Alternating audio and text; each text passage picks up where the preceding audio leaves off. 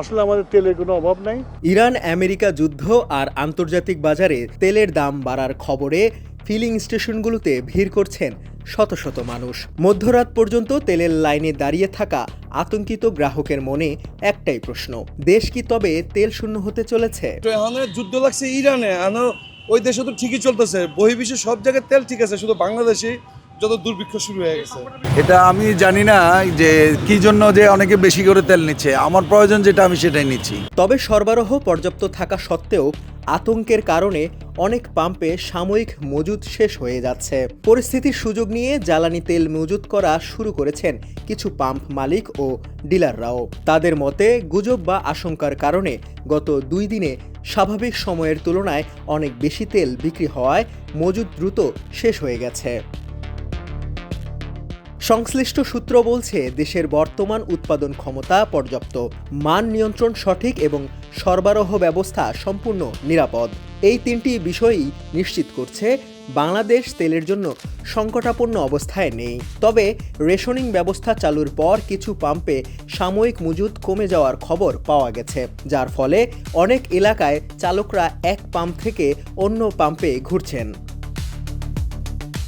Bangladesh petroleum corporation বলছে, দেশে জ্বালানি তেলের মজুদ ও সরবরাহ স্বাভাবিক রয়েছে। মধ্যপ্রাচ্যের পরিস্থিতি নিয়ে গুজব বা নেতিবাচক প্রচারে প্রভাবিত না হয়ে অপ্রয়োজনীয়ভাবে অতিরিক্ত তেল না কেনার জন্য জনগণের প্রতি আহ্বান জানিয়েছেন সংস্থাটি।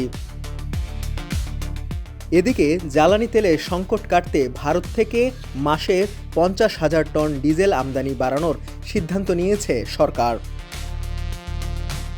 বিদ্যুৎ, জ্বালানি ও খনিজ সম্পদ মন্ত্রী ইকবাল হাসান মাহমুদ টুকু জানিয়েছেন, দেশে জ্বালানি তেলের কোনো সংকট নেই। তিনি বলেন, জ্বালানি তেল নিয়ে উদ্বিগ্ন হওয়ার কোনো কারণ নেই।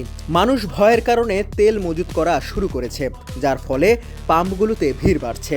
আসলে তেলের কোনো অভাব নেই। আমি কালকে আশ্বস্ত করেছি যে আপাতত আমরা বিদ্যুতের দাম বাড়াচ্ছি না, সুতরাং দাম বাড়বে বলে ভয়ে তেল ভরে মজুত করবেন, এটা ঠিক হবে না। জ্বালানি বিশেষজ্ঞরা বলছেন, এই অস্থিরতা তেলের অভাবের চেয়ে মানুষের আতঙ্কিত হয়ে কেনার ফল। বাস্তবে বাংলাদেশের পেট্রোল ও অকটেন সরবরাহ আন্তর্জাতিক বাজারের অস্থিরতা থেকে অনেকটাই মুক্ত। অতিরিক্ত তেল কিনে মজুত করার মাধ্যমে কৃত্রিম সংকট তৈরি না করে স্বাভাবিক ব্যবহার বজায় রাখার আহ্বান জানিয়েছেন সংশ্লিষ্টরা। ডেস্ক রিপোর্ট, সমকাল।